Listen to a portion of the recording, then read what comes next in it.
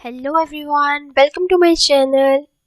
Today in this video I'm going to discuss about tenses.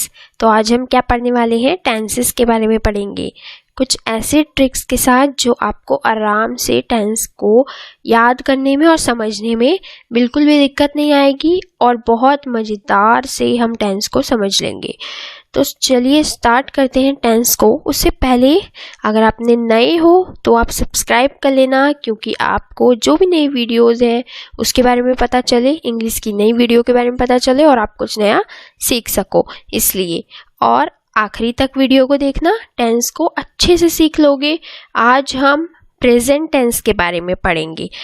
जो भी tense के बारे में है, क्या पढ़ेंगे क्या नहीं, हम धीरे धीरे सब कुछ बातें करेंगे। तो इस वीडियो में आपको बने रहना है एंड तक। तो स्टार्ट करते हैं। जैसे कि टेंस क्या होता है, इस वीडियो में हम टेंस के बारे में पढ़ रहे हैं। पीछे हमने एक वर्ब के बारे में पढ़ा था। वर्ब की हमने फर्स्ट पार्ट, सेकंड पार्ट और थर्ड पार्ट कंप्लीट कर लिया था। तो अगर वर्ब की बात करें तो पीछे का अगर रिवीजन लें तो वर्ब क्या होती है। वर्ब हमने देखा था कि अगर हम कोई सेंटेंस बोल रहे हैं उसमें वर्ब मतलब कि किया हुआ कोई काम को हम वर्ब कह देते हैं। कि मतलब अगर हमने कोई सेंटेंस बोला है तो उसमें कोई काम जो हो रहा है, क्या काम हो रहा है, उसे क्या बोलते हैं, वर्ब। मगर अगर हमें कोई सेंटेंस बोलना है, किसी को कोई वाक्य बोलना है, वो काम कब हुआ, क्या वाक्य हमने बोला वो कब हुआ, कब होगा या कब हो चुका है, कोई भी काम कोई भी बात वो कब होगी, कब हुई थी या कब हो रही होगी, वो सब डिनोट करते हैं टेंस को। मतलब कि टेंस क्या करता है, tense denotes the time of action. Tense क्या बताता है, टेंस का रिलेटेड है टाइम। टेंस किससे रिलेटेड है, एक टेंस का हिंदी मीनिंग मतलब कि काल। काल मतलब होता है कोई भी समय, समय मतलब टाइम। टाइम ऑफ एक्शन मतलब किया हुआ कोई एक्शन, उसका टाइम क्या बताता है, उसको बोलते हैं tense. And as well as the state of action. State of action मतलब कि वो काम, वो सेंटेंस या फिर वो कोई चीज हो सकती है, वो किस पर्टिकुलर स्टेट में है, वो किस सिचुएशन में है, उसके बारे में भी हम डिटेल में पढ़ेंगे। तो टेंस के बारे में आपको सेंटेंस इंट्रोडक्शन क्लियर हो गया होगा कि आखिर हम टेंस क्यों पढ़ते हैं। टेंस एक इंग्लिश का एक चैप्टर है जिसे पढ़ना बहुत ज़रूरी है। इंग्लिश का अगर हमें इंग्लिश बोलनी है, स्पीक करनी है, उसके लिए टेंस अगर कोई सेंटेंस में नहीं है तो हमें पता नहीं चलेगा कि ये काम कैसा है। ठीक है, तो ये होता है टेंस मतलब कि टाइम, जो फिर जो एक्शन को बताता है। ओके, उसके बाद अगर हम बात करें टेंस की, तो टेंस 3 टाइप्स के होते हैं जनरली। पास्ट, पहले आता है प्रेजेंट, पास्ट एंड फ्यूचर। तो प्रेजेंट तो पता है हमें, जो वर्तमान का काम करे। वर्तमान मतलब समय, जो उसी टाइम पे बोली हुई बात को, जिस समय हमने बात बोली है उसे कहते हैं प्रेजेंट, उसी समय हो रहा कोई काम। पास्ट मतलब जो काम बीत चुका है उसके बारे में बात होना, उसको पास्ट टेंस बोलते हैं। फ्यूचर टेंस जो आएगा, जो समय जो काम होने वाला होगा या होगा, उसे हम फ्यूचर टेंस में बोलते हैं। ओके, तो अगर हम आज की वीडियो में देखें, आज हम प्रेजेंट टेंस को समझेंगे। प्रेजेंट टेंस को हम इतने अच्छे से समझ लेंगे, एक एक चीज़ समझ लेंगे कि प्रेजेंट टेंस क्यों यूज़ होता है, किस लिए यूज़ होता है और हम इसको डेली लाइफ में यूज़ कैसे कर सकते हैं। तो आज हम प्रेजेंट टेंस का पढ़ेंगे। उसके बाद आने वाली वीडियो में पास्ट और फ्यूचर भी वेट करिएगा, पास्ट और फ्यूचर भी आएगा। अब बात करें अगर प्रेजेंट की, तो उसमें कितने पार्ट होते हैं, उसमें सिंपल प्रेजेंट मतलब कि उसका दूसरा नाम प्रेजेंट इंडेफिनिट टेंस बोला जाता है, मतलब कि सिंपली में बोला गया कोई वाक्य। उसके बाद आता है प्रेजेंट कॉन्टिन्यूअस, फिर आता है प्रेजेंट परफेक्ट, फिर आता है प्रेजेंट परफेक्ट कॉन्टिन्यूअस। इसको हम चारों को डिटेल में इस वीडियो में पढ़ने वाले हैं। उसके बाद पास्ट की टेंस की बात करें तो आता है सिंपल पास्ट, पास्ट कॉन्टिन्यूअस, फिर आता है पास्ट परफेक्ट, फिर आता है पास्ट परफेक्ट कॉन्टिन्यूअस। तो इसमें कुछ भी नहीं है, पहले सिंपल, सब में आगे सिंपल लगा होगा, मतलब simple present, simple past, simple future. उसके बाद present continuous, past continuous, future continuous, फिर आता है प्रेजेंट परफेक्ट, पास्ट परफेक्ट और फ्यूचर परफेक्ट। उसके बाद आता है प्रेजेंट परफेक्ट कॉन्टिन्यूस, फिर past perfect continuous and then future perfect continuous. तो ये बहुत कोरिलेटेड होते हैं, छोटी छोटी बातें या जो समझने से हमें ये सारे अच्छे से क्लियर हो जाएंगे। तो चलिए स्टार्ट करते हैं आज का प्रेजेंट टेंस का पहला कौन सा है, सिंपल प्रेजेंट, जिसको हम प्रेजेंट इंडेफिनिट भी बोलते हैं। दो नाम बोल सकते हैं, या तो हम सिंपल प्रेजेंट बोल लें, सिंपल वर्तमान का वाक्य, या फिर प्रेजेंट में इंडेफिनिट वाले वाक्य। तो फिर अगर हम इसका फॉर्मूला देखें तो जनरली हमें इस तरीके का वाक्य यूज करना होता है। अगर हम वर्ब में पढ़ा था कि पहले आता है सब्जेक्ट प्लस उसके बाद आती है कोई भी वर्ब, मतलब कोई भी किया हुआ काम, उसके बाद आता है जो भी हमारा काम को रिसीव कर रहा है उसे कहते हैं ऑब्जेक्ट। अब इस वाक्य में जो वर्ब है उससे हमें पता चलता है कि ये वर्ब कैसी होगी कि जो टेंस का काम करेगी। उससे पहले वर्ब जो लगेगी वो कैसी लगेगी, वर्ब से पहले टेंस लगेगा। वर्ब से पहले जो टेंस होगा, जो वर्ब से पहले सेंटेंस होगा, वो बताएगा कि ये जो कार्य किया गया है, वर्ब की गई है, वो कब की गई है। ठीक है, तो इसके लिए हमें फॉर्मूला देखना है कि हमें क्या, कैसे, कब लगाना है। अगर हम सिंपल प्रेजेंट की बात करें तो सबसे पहले सब्जेक्ट आता है। इसमें सब्जेक्ट कौन सा लगता है, वर्ब की फर्स्ट फॉर्म और वर्ब की फिफ्थ फॉर्म। वर्ब की फर्स्ट फॉर्म मतलब कि नॉर्मल सी एक वर्ड, जैसे कि नॉर्मल हमने बोल दिया प्ले, कुक, ठीक है, play, cook, read, normal word, जो नॉर्मल काम होता है। उसके बाद वर्ब की फिफ्थ फॉर्म मतलब कि एस या ईएस फॉर्म। तो ये सब फॉर्म्स ऑफ वर्ब जो होती हैं उसकी बहुत बड़ी लिस्ट होती है। इम्पॉर्टेंट लिस्ट जो है वो उसके पीडीएफ मैंने बना रखी है, जो कि आपको पार्ट 2, वर्ब के पार्ट 2 में नीचे डिस्क्रिप्शन में लिंक में आपको पीडीएफ डाउनलोड हो जाएगी। तो अगर आपने वर्ब का नहीं देखा है उसे डाउनलोड करो और वर्ब को याद करो। उसके बाद समझ आएगा आपको कि टेंस, उसके बाद ही आपको समझ आएगी। अगर आपने बेसिक नहीं पढ़ा है तो जल्दी से वो भी पढ़ लेना। ओके, उसके बाद आते हैं जो सब सिंपल प्रेजेंट होता है वो क्या लेता है, वर्ब की फर्स्ट और फिफ्थ फॉर्म लेता है। जैसे कि ही प्लेज फुटबॉल, तो यहाँ पे क्या है, वर्ब की एस या ईएस फॉर्म है। तो एस या ईएस फॉर्म कब आती है वो भी पता होनी चाहिए, और वर्ब की फर्स्ट फॉर्म कब आती है वो भी हमें पता होनी चाहिए। तो उसके लिए हमें क्या पढ़ना पड़ेगा, डिटेल पढ़नी पड़ेगी। जैसे कि सब्जेक्ट, वर्ब की first form object. If the subject जो होगा वो प्लूरल हो, आई, वी, दे, यू, ये सब वर्ड आपको सब्जेक्ट में दिखाई दें, आई, वी, दे, यू, या फिर किसी का नाम जो होता है वो दो नाम हो, मतलब कि राम और श्याम दो नाम हो, तो वो क्या हो गए, प्लूरल हो गए, एक से ज़्यादा हो गए। आई भी सिंगुलर में नहीं, प्लूरल में आता है, वी प्लूरल में आता है, दे और यू भी प्लूरल में आता है। तो इन सब के साथ वर्ब की फर्स्ट फॉर्म आती है। ठीक है, एस या ईएस फॉर्म नहीं आती है। ओके, तो यहाँ पे वी दिखाई दिया हमें, वी के साथ क्या आएगी, play cricket, we play cricket. तो हमने ये पता चल गया कि वो क्रिकेट खेल रहा है। ठीक है, वो क्रिकेट नॉर्मल सिंपल प्रेजेंट, वो क्रिकेट खेलता है, हमने बस ये बोला वो क्रिकेट खेलता है। उसके बाद आई कुक फूड, कुक्स नहीं होगा, कुक्स क्यों नहीं होगा, इसमें कुक्स नहीं होगा क्योंकि आई क्या है, प्लूरल है। तो इसके साथ जो वर्ब होगी वो सिंपल होगी, मतलब वर्ब की फर्स्ट फॉर्म होगी, एस या ईएस नहीं लगेगा। तो आई कुक फूड, वो खाना बनाती है। उसके बाद अगर हम नेगेटिव की बात करें, मतलब कि किसी भी वाक्य में नहीं आना, नहीं, डू नॉट, मतलब नहीं आएगा, नॉट आएगा, तो कैसे बनेगा, सब्जेक्ट आएगा, डू नॉट आएगा, वर्ब की फर्स्ट फॉर्म, फिर ऑब्जेक्ट आएगा। इसको रटना नहीं है, इसको क्या करना है, रटना नहीं है। सबसे पहले हम सब्जेक्ट लिख देंगे जो काम को करता है, मतलब we do not play cricket, play आएगा, प्लेज नहीं आएगा, एस नहीं आएगा, क्योंकि वी क्या है, प्लूरल है, और प्लूरल के साथ जो वर्ब लगती है वो भी जो है प्ले लगती है, मतलब प्लूरल लगती है, एस या ईएस नहीं लगता।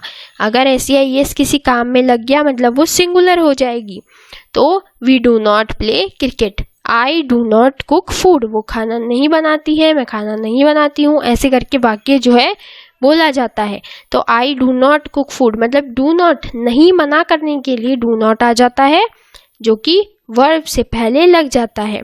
ठीक है, तो ये जो था छोटा सा फॉर्मूला था।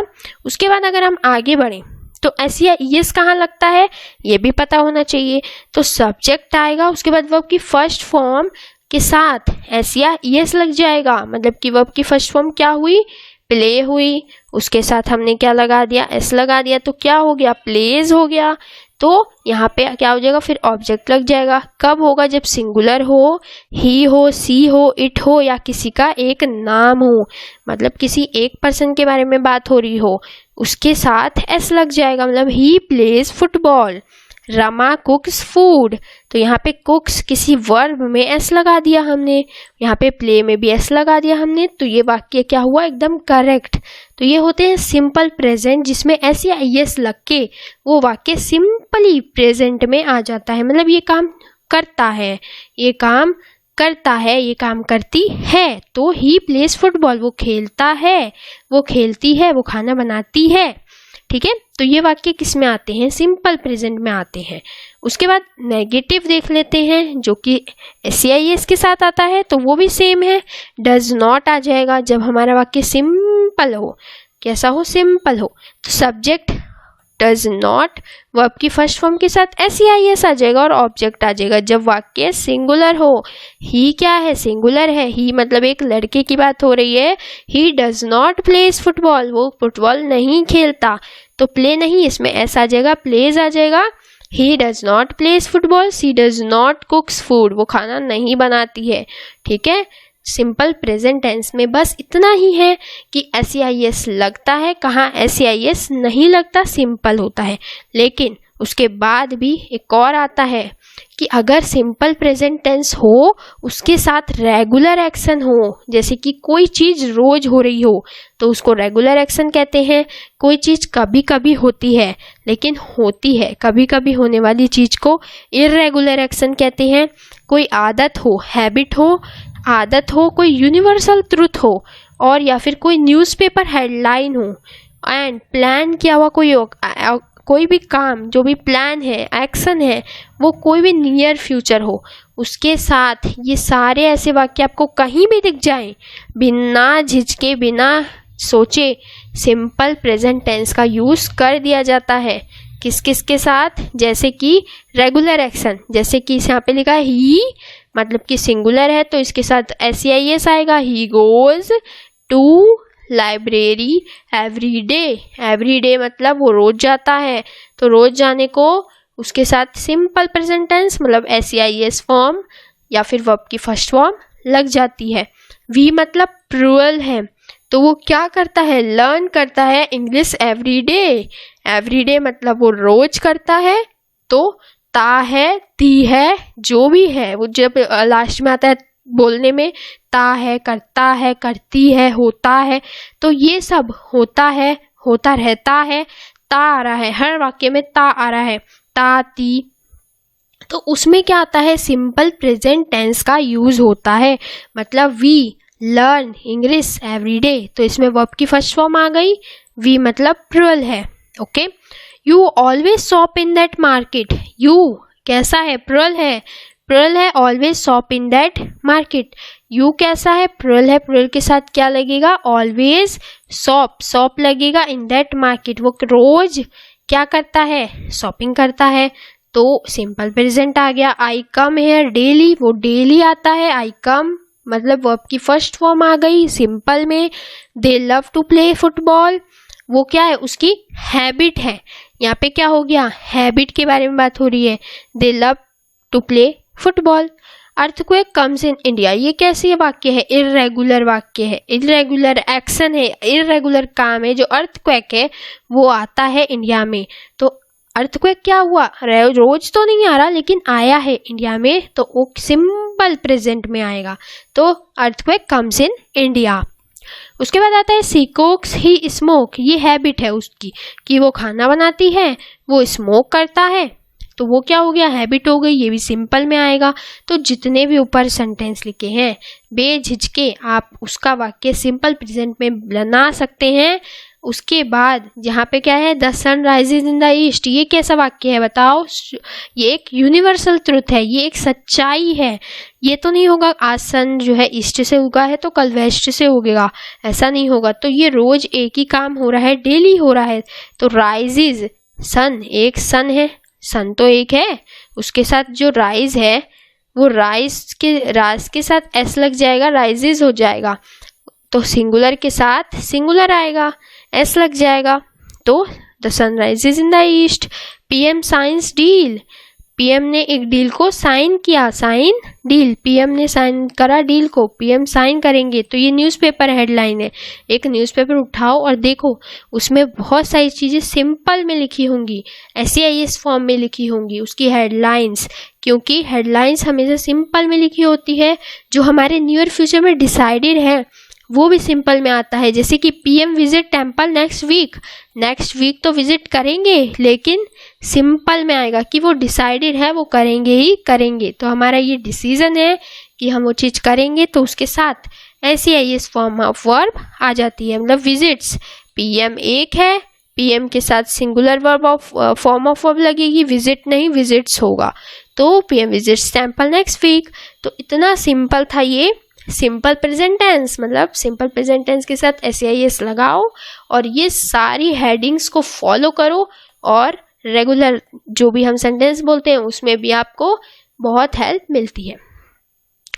उसके बाद ये इंडिकेटर्स वर्ड हैं जो वेरी वेरी इंपॉर्टेंट, आपको बहुत सहायता करेंगे। इंडिकेटर्स क्या होते हैं? जिसे देखते ही पता लग जाए कि यस ये इंडिकेटर है, इसके साथ मुझे कैसा वर्ड यूज़ करना है, कैसा टेंस यूज़ करना है, सिंपल प्रेजेंट यूज़ करना है। तो कौन कौन से हैं वो? Often, seldom, sometimes, always, daily, usually, every, occasionally. ये सारे वर्ड में से कोई भी आपको वर्ड दिखे उसके साथ सिंपल प्रेजेंट टेंस लगता है। तो ये सब वर्ड कैसे होते हैं? जैसे कि ऑफ्टन, कभी कभार, मतलब इर्रेगुलर एक्शन है। सेल्डम, अचानक से, इर्रेगुलर एक्शन है। समटाइम्स होता रहता है ऐसा काम, अगर समटाइम्स लिखा आए वो भी इर्रेगुलर एक्शन है। सब पीछे वर्ड लिखे हुए हैं। ऑलवेज मतलब एवरीडे काम हो रहा है, तो ये भी तो ऑलवेज हो रहा है, तो एवरीडे हो रहा है। डेली हो रहा है, एवरीडे हो रहा है। यूजुअली होता रहता है। उसके बाद एवरी, ओकेशनली, ये सब वर्ड्स रिलेटेड हैं किसके? जो पीछे हमने ये वर्ड्स देखे थे, ये पीछे वर्ड्स देखे थे, इससे रिलेटेड ही तो है ये, है ना। तो इसके साथ आ जाएगा सिंपल प्रेजेंट टेंस। देखो for example, Riya often comes to my house. House में रिया आती रहती है, मेरे घर में रिया आती रहती है। तो आती रहती है मतलब कि ऑफ्टन आया। जैसे ही ऑफ्टन को हमने देखा उसके साथ हमने कौन सी वर्ब लगा दी? सिंपल वर्ब लगा दी, मतलब कम्स लगा दिया। ठीक है, is, am, are, was, were, has, have कुछ नहीं लगाया, सिर्फ SAIS फॉर्म लगाई और काम हमारा सेंटेंस पूरा हो गया। उसके बाद second sentence, I always eat chocolate. हमने ये क्या बोल दिया? ऑलवेज बोल दिया। ऑलवेज के साथ यहाँ पे ऑलवेज लिखा है, यस लिखा है, ऑलवेज लिखा है, तो हमने लगा दिया सीधा ऑलवेज ईट चॉकलेट, सिंपल में हमने लिख दिया। उसके बाद ही स्पीक्स इंग्लिश डेली। ही क्या है? सिंगुलर है, सिंगुलर के साथ वर्ब कौन सी आई? Speaks, simple I. उसके बाद सिंगुलर आई, उसके बाद इंग्लिश डेली। तो यहाँ पे हमने देखा डेली आया है, यस आया है, डेली देखा, उसके साथ हमने क्या लगा दिया? Simple form of verb, simple present. We visit our uncle house, ये भी सिंपल में आ गया।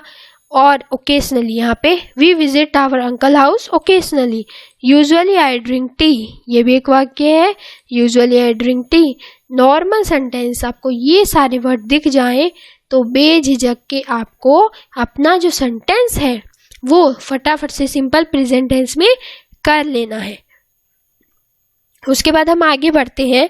जो आपको ये दिख रहा है ना ऑलवेज के साथ यहाँ पे एक स्टार है। ये स्टार क्यों लगा हुआ है?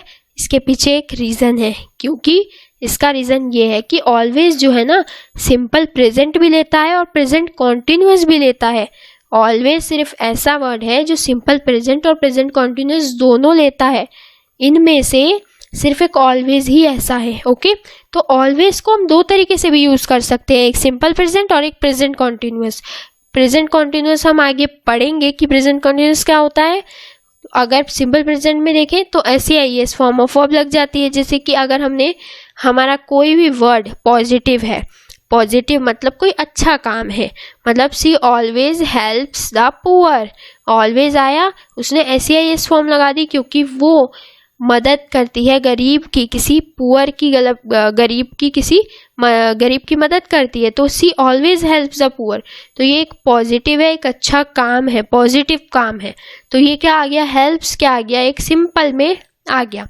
बट अगर नेगेटिव वर्ड है, मतलब कोई बुरा वाक्य है, कोई गलत वाक्य है, उसके साथ ऑलवेज आया तो उसके साथ प्रेजेंट कॉन्टिन्यूअस आएगा, मतलब कि ING फॉर्म आ जाएगी। जैसे कि ही ऑलवेज, ही इज आ गया यहाँ पे, he is always trying his best to irritate me. ये क्या है, वो इरिटेट करता है। तो ये क्या है, इरिटेट करना एक नेगेटिव वर्ड है। उसके साथ हमने इज MR लगा के ING फॉर्म ऑफ वर्ब लगा दी, मतलब कि प्रेजेंट कॉन्टिन्यूअस लगा दिया। प्रेजेंट कॉन्टिन्यूअस हम आइए पढ़ते हैं। तो प्रेजेंट कॉन्टिन्यूअस टेंस क्या होते हैं, an action that is going on at the time of speaking. ये कौन से होते हैं, प्रेजेंट में कॉन्टिन्यूअस होने वाले, मतलब कि चलने वाले काम, मतलब कि प्रेजेंट में जो हम अभी हैं उस समय जो काम हो रहे हैं उसे हम प्रेजेंट कॉन्टिन्यूअस टेंस में लगाते हैं। जैसे कि an action that is going on at the time of speaking, जब हम वो बात बता रहे हैं वो काम उसी समय हो रहा है। मतलब कि आई एम, जैसे कि आई एम टीचिंग यू, तो आई एम आ गया, इज MR में एम आ गया, तो आई एम टीचिंग। तो अभी मैं बोल भी रही हूँ और वो काम हो भी रहा है, तो आई एम टीचिंग यू, तो एम आया और ING फॉर्म ऑफ वर्ब आ गई।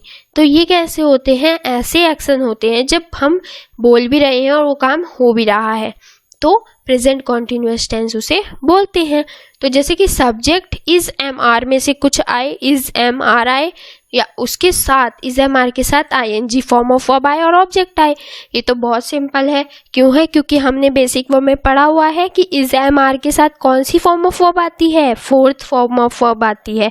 अगर ये वाला याद होगा तो तुम्हें ये वाली फॉर्मूला पढ़ने में बिल्कुल भी परेशानी नहीं आएगी, क्योंकि प्रेजेंट कॉन्टिन्यूअस इज MR देखा, इज MR अगर हमने देखा, सिर्फ हमें क्या याद करना है कि प्रेजेंट कॉन्टिन्यूअस टेंस है, इज MR आएगा। और इज MR किसके साथ लगता है, ING फॉर्म ऑफ वर्ब के साथ लगता है, वर्ब की फोर्थ फॉर्म लगती है।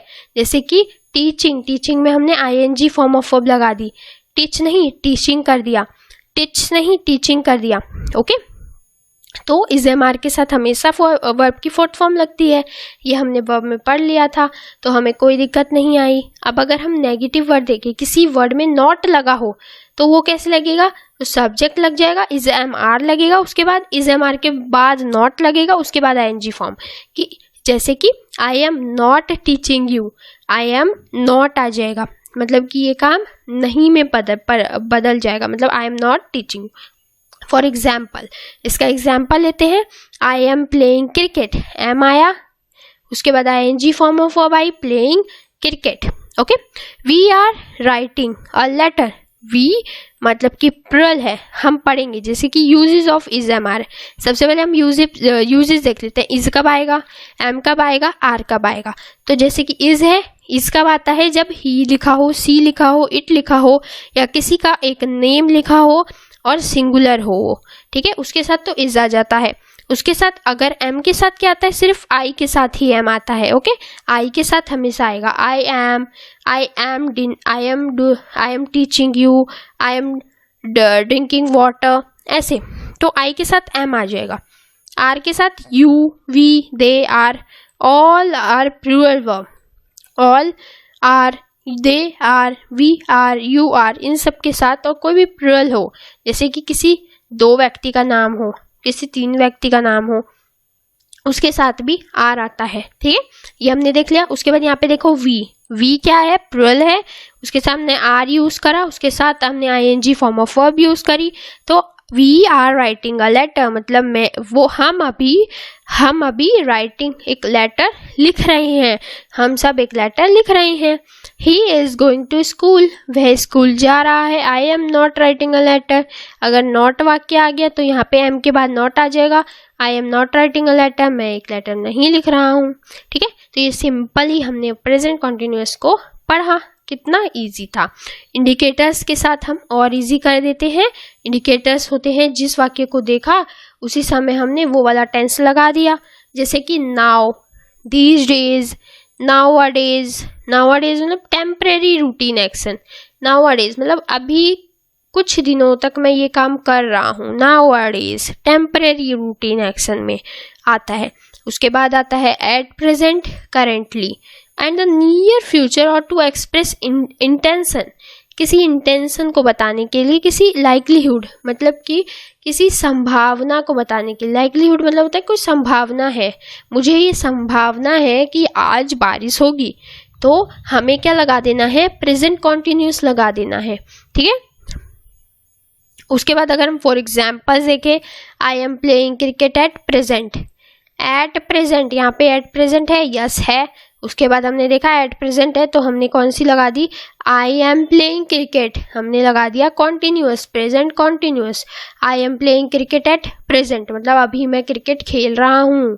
We are study English nowadays, आजकल मैं क्या कर रहा हूँ, इंग्लिश पढ़ रहा हूँ। नाउअडेज आजकल पढ़ रहा हूँ।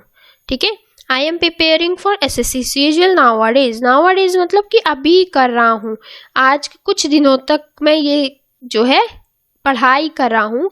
तो I am preparing for board exams nowadays ऐसे भी बोल सकते हैं, है ना। तो कुछ दिनों के लिए भी होने वाले एक्शन को भी हम कॉन्टिन्यूअस में रखते हैं, जो काम हम कर रहे होते हैं। अगर कोई इंटेंशन है, हमें कोई इंटेंशन लग रही है, मतलब कि हम वो चीज़ करने की सोच रहे हैं, तो हमें आईएनजी फॉर्म में लगेगा। हम करने नहीं वाले हैं, जैसे कि हमने प्रेजेंट इंडेफिनेट में पढ़ा था, सिंपल प्रेजेंट में पढ़ा था कि हम वो करेंगे, हम फ्यूचर में करेंगे, मतलब कि करेंगे ही करेंगे, तो सिंपल प्रेजेंट आएगा। मगर इंटेंशन है हम ये कर सकते हैं, शायद ये कर सकते हैं के लिए, तो इज एम आर ई आएगा। He is going to buy a bike tomorrow, वो जा सकता है बाइक खरीदने, उसकी एक इंटेंशन है। अगर उसको खरीदनी है तो उसको SEIS फॉर्म ऑफ वर्ब लगानी पड़ेगी, है ना। तो ये क्या हो गया। उसके बाद लाइक्लीहुड मतलब संभावना कि the patient is going to die, हमें ऐसा लग रहा है कि वो पेशेंट जो है अब नहीं रहेगा, नहीं जिएगा, तो क्या हो जाएगा, the patient is going to die, संभावना लग रही है ना। डॉक्टर्स ऐसे ही बोलते हैं ING फॉर्म ऑफ में, अगर ध्यान दिया हो तो, the patient is going to die, हमें ऐसा लग रहा है ना।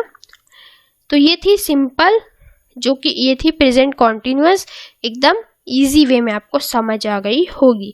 उसके बाद अगर हम बात करें प्रेजेंट परफेक्ट टेंस की, मतलब कि वो ऐसा एक्शन है, ऐसा काम है डेट हैज़ रिसेंटली फिनिश्ड, मतलब कि वो अभी अभी ही ख़त्म हुआ है। जब कोई काम अभी अभी ख़त्म हो जाता है ना, हाँ अभी अभी ही पढ़ के हटा हूँ, ऐसे कुछ बोलते हैं ना, अभी अभी ही खाना खा के हटा हूँ, अभी अभी ही खाना खाया है, अभी अभी ही स्कूल से आया हूँ। तो अभी अभी ही काम ख़त्म हुआ हो, कोई भी अभी अभी मैंने होमवर्क कर लिया है, तो होमवर्क कर लिया है, खाना खा लिया, ये सब अभी अभी कुछ अभी अभी रिसेंटली ही फिनिश्ड हुआ है काम, उसमें परफेक्ट हो जाएगा, मतलब परफेक्टली ख़त्म हो गया, ऐसे याद कर सकते हैं। प्रेजेंट में परफेक्ट टेंस, प्रेजेंट में परफेक्टली ख़त्म हो गया वो काम, परफेक्ट हो गया ख़त्म, तो प्रेजेंट में परफेक्ट टेंस आ गया, तो उसके साथ क्या आएगा, हैज़ हैव वर्ब की थर्ड फॉर्म आ जाएगी, सब्जेक्ट आएगा, हैज़ हैव आएगा, वर्ब की थर्ड फॉर्म और ऑब्जेक्ट आएगा। हमने पढ़ा था कि हैज़ हैव हैड के साथ कौन सी फॉर्म ऑफ वर्ब आती है, वर्ब की थर्ड फॉर्म आती है, तो इसमें आ गई ना हैज़ हैव के साथ वर्ब की थर्ड फॉर्म, तो इसमें क्या आएगा, हैज़ या हैव आएगा, उसके साथ वर्ब की थर्ड फॉर्म आ जाएगी। फॉर एग्जाम्पल, अगर हमने कोई काम अभी अभी किया है, I have done my homework, my work, I have done my work, अगर हमने अभी भी वर्क काम खत्म किया तो हम बोल सकते हैं I have done my work, ठीक है, जैसे कि हम बोलते हैं नॉर्मली सेंटेंस में। और उसके बाद he has reached home recently, reached क्या हुआ, वर्ब की थर्ड फॉर्म हुई। डन क्या हुआ, वर्ब की थर्ड फॉर्म हुई जो हैव के साथ लगी है। तो रिच्ड क्या है, रिच्ड क्या है, एक रिच की थर्ड फॉर्म है। जैसे कि हम लिखते हैं रिच, हमने लिखा रिच, रिच्ड और रिच्ड, ईडी आ गया तो वर्ब की थर्ड फॉर्म रिच्ड हो गई। तो हमने अभी मैं घर में पहुंचा हूँ, ठीक है। I have eaten an apple, मैंने अभी एक एप्पल खाया है, ठीक है। I have had an apple, I have had an apple. तो हैड क्या हो गया, एक हैड जो होता है ना वो वर्ब की थर्ड फॉर्म भी आती है। मतलब हैड मतलब मैंने ले लिया, आई हैव हैड एन एप्पल मतलब एक एप्पल मैंने ले चुका हूँ। तो हैड कैसे हो गया, अगर आपने देखा हो हैव होता है हैव वर्ब की फर्स्ट फॉर्म, फिर आता है हैड, फिर वर्ब की थर्ड फॉर्म भी हैड होती है, वर्ब की सेकंड फॉर्म भी हैव की सेकंड फॉर्म भी हैड होती है, थर्ड फॉर्म भी हैड होती है। तो ये क्या है, I have had an Apple मतलब मैंने एप्पल ले चुका हूँ। हैड मतलब होता है ले लेना। उसके बाद अगर हम नेगेटिव वर्ड की बात करें, कोई भी ऐसा वर्ड जो नेगेटिव हो, मतलब उसमें नॉट आ जाए, तो हमें सिंपली जो भी हम पढ़ते आ रहे हैं सब्जेक्ट हैज़ हैव के साथ नॉट आ जाएगा, उसके बाद वर्ब की थर्ड फॉर्म आ जाएगी। तो ये जो हमने परफेक्ट कर चुके हैं, तो प्रेजेंट में हैज़ हैव आ रहा है, तो हमने देखा कि जो काम अभी अभी हुआ है उसमें हम हैज़ हैव लगा रहे हैं। तो I have not done my work, उसमें हमने नॉट लगा दिया कि अभी मैंने काम नहीं किया है, अभी मैंने काम अपना नहीं किया है ख़त्म, ठीक है। तो he has not reach home yet, तो इसमें येट आ गया। तो ये क्या आ रहे हैं, ये इंडिकेटर्स आ रहे हैं। इंडिकेटर्स हमने पढ़ने हैं, indicators of present perfect. Indicators बहुत ज़रूरी है। इंडिकेटर्स अगर आपने पढ़ लिए तो इंडिकेटर्स की हेल्प से हमें पता लग जाता है कि ये टेंस कौन सा है। और अगर हमने अच्छे समझ लिया, जैसे येट मतलब अभी ख़त्म हुआ हो, कोई अभी तक नहीं हुआ, अभी तक yet, as yet, recently, already, है ना। ये एक ऐसे वर्ड है, सो फार, जस्ट, ये एक ऐसे वर्ड हैं, आपको ये वर्ड दिख जाए किसी सेंटेंस में तो हमें प्रेजेंट परफेक्ट लगा लेना है, मतलब हैज़ या हैव के साथ वर्ब की थर्ड फॉर्म आ जाएगी, ठीक है। तो he has not reach home yet, अगर हमने येट दिख गया तो हैज़ या हैव दिख गया आपको, उसके साथ वर्ब की थर्ड फॉर्म भी दिख जाएगी। Recently, I have done my work recently, तो रिसेंटली दिख गया मतलब कि हैव डन, ओके। तो ये थे कुछ वाक्य जो हमें, ये जो थे इंडिकेटर्स से पता लग गया हमें। उसके बाद if the action is important and not the time of action, अगर ऐसा हो कि कोई करा हुआ काम इम्पॉर्टेंट हो, वो कब किया है, not the time of action, time of action कब किया है वो जरूरी नहीं है, एक्शन हो चुका है वो जरूरी है, मतलब वो काम हो चुका है हमारे लिए वो ही जरूरी है, आपने कब किया कब नहीं किया वो जरूरी नहीं है। तो उसके लिए भी हम प्रेजेंट परफेक्ट लगा लेते हैं। And the time of action की नॉट गिवन, टाइम भी अगर गिवन ना हुआ हो, बस वो काम हो चुका हो, तो उसके साथ हम प्रेजेंटली परफेक्ट टेंस लगा लेते हैं, मतलब प्रेजेंट में परफेक्ट हो चुका है वो काम, तो we use present perfect tense, मतलब हैज, हैव एंड वर्ब की थर्ड फॉर्म। तो we have reached the moon, we have reached the moon मतलब मैं मून में पहुंच चुका हूँ, मैं मून में पहुंच चुका हूँ। कब पहुंचा ये हमारे लिए जरूरी नहीं है, तो मून में पहुंच चुके हो वो ही जरूरी है। तो I have reached the moon, ये हमारे लिए जरूरी था काम, कब हुआ वो नहीं, ये काम हो चुका है। तो हैव लग गया यहाँ पे और वर्ब की थर्ड फॉर्म भी लग गई। I have clear my 12th exam, मैंने अपना 12th का एग्जाम क्लियर कर लिया है, तो ये क्या है, एक काम है, मैं जो कर चुका हूँ वो इम्पोर्टेंट है, कब किया ये इम्पोर्टेंट इतना नहीं है, तो हमने प्रेजेंट परफेक्ट टेंस यूज कर लिया। तो ये जो है एकदम सिंपल वे में हमने समझ लिया है। उसके बाद जो पॉइंट टू रिमेंबर वाली बात आती है ना, यहाँ पे देखो जस्ट में यहाँ पे एक ये स्टार बना है, मतलब जस्ट दिख जाए ना तो उसके साथ प्रेजेंट परफेक्ट तो आएगा, उसके साथ प्रेजेंट परफेक्ट भी आएगा और पास्ट इंडिफिनिट भी आएगा, मतलब वर्ब की सेकंड फॉर्म आ जाएगी। जैसे कि वर्ब की सेकंड फॉर्म कोई भी, जैसे हैव, हैड, जैसे हमने पढ़ा था रिच, रिच्ड, रिच, तो यहाँ पे सेकंड फॉर्म ऑफ वर्ब जो थी ना वो आ जाती है जस्ट नाउ के साथ। अगर जस्ट लिखा हो सिर्फ जस्ट, तो उसके साथ तो हम प्रेजेंट परफेक्ट यूज कर सकते हैं, जैसे कि I have just completed my work, I have just completed verb की थर्ड फॉर्म आ गई, तो हमने जस्ट देखा और वर्ब की थर्ड फॉर्म लगा दी, और उसके बाद जस्ट नाउ देखा तो वर्ब की सेकंड फॉर्म लगेगी बस। जैसे कि I am not able to understand the situation because I reach just now, मुझे जो सिचुएशन समझ ही नहीं आई क्योंकि मैं अभी अभी पहुंचा हूँ। तो आई रिच्ड, ओनली रिच्ड आएगा। यहाँ पे हैव आपको दिखाई दे रहा है? नहीं। अगर आपको हैव दिखाई देता तो ये सेंटेंस गलत हो जाता। उस हैव को हटा के अगर यहाँ पे हम हैव लिख देते हैव रिच्ड, तो ये हैव गलत हो जाता। तो हमने सिंपल रिच लिखा, सिंपली रिच्ड लिखा, वर्ब की सेकेंड फॉर्म आ गई। तो I am not able to understand this situation because I reach just now, अभी अभी मैं पहुंचा हूँ। ठीक है, तो जस्ट नाउ के लिए पास्ट का इंडिफिनिट टेंस, मतलब पास्ट में सिंपल प्रेजेंट था ना, वैसे ही पास्ट सिंपल पास्ट है। वो भी हम बहुत डिटेल में पढ़ेंगे तो आपको ये भी अच्छे से क्लियर हो जाएगा। अब बात करते हैं प्रेजेंट परफेक्ट कॉन्टिन्यूअस की। ये दिखने में लंबा नाम है लेकिन बहुत इजी है। जैसे कि हमने प्रेजेंट परफेक्ट पढ़ लिया, प्रेजेंट कॉन्टिन्यूअस पढ़ लिया, लेकिन ये दो नाम है, प्रेजेंट भी है यहाँ पे, परफेक्ट भी है, कंटिन्यूअस भी है। तो प्रेजेंट परफेक्ट कॉन्टिन्यूअस, इसका मतलब क्या होता है? An action already started and still going on, मतलब परफेक्ट मतलब स्टार्टेड हो चुका है वो पास्ट में और अभी भी चल रहा है वो काम। तो उसके साथ क्या आ जाएगा? हैज़, सब्जेक्ट लिखेंगे सबसे पहले, हैज़ हैव लिख देंगे। जैसे कि हमने यहाँ से देखो परफेक्ट में हैज़ हैव लिखते हैं ना, तो परफेक्ट की तरह हैज़ हैव लिख दिया, उसके साथ हमने बीन लगा दिया, उसके साथ वर्ब की आईएनजी फॉर्म लगा दी। क्यों लगा दी? क्योंकि हमने पढ़ा था बी और बीन के साथ आईएनजी फॉर्म ऑफ वर्ब आती है। कब पढ़ा था? हमने वर्ब की क्लास में पढ़ा था कि इज एम आर के साथ क्या आता है, हैज़ हैव हैड के साथ क्या आता है, बी बीन के साथ क्या आता है। तो इसमें आ गया ना बीन आ गया, तो बीन के साथ हम हैज़ हैव हैड को नहीं देखेंगे, हम यहाँ पे बीन को देखेंगे कि यहाँ पे बीन आया है, इसके साथ आईएनजी फॉर्म ऑफ वर्ब आ जाती है बस। तो I have been living in Delhi for 5 years, मतलब वो रह रहा था और अभी भी रह रहा है, कंटिन्यूज में है। तो जो काम पहले से स्टार्ट हुआ हो और अभी तक चल रहा हो तो उसको प्रेजेंट परफेक्ट कॉन्टिन्यूअस टेंस बोल देते हैं। तो यहाँ पे I have been living in Delhi for 5 years, कितने टाइम से? 5 years से रह रहा हूँ और अभी भी रह रहा हूँ। ठीक है, तो यहाँ पे ऑब्जेक्ट के बाद ना एक और चीज आई है, फॉर आया है, सिंस आया है, या टाइम भी लिखा हुआ होगा, क्योंकि ये काम जो है कब से हो रहा है ये भी तो बताना है। अगर हमारा पास्ट में कोई काम जो है चल रहा है पास्ट से और अभी भी चल रहा है, तो पास्ट में कब से चल रहा है ये भी तो बताना है। तो फॉर, सिंस और टाइम बताता है कि ये काम कब से चल रहा है।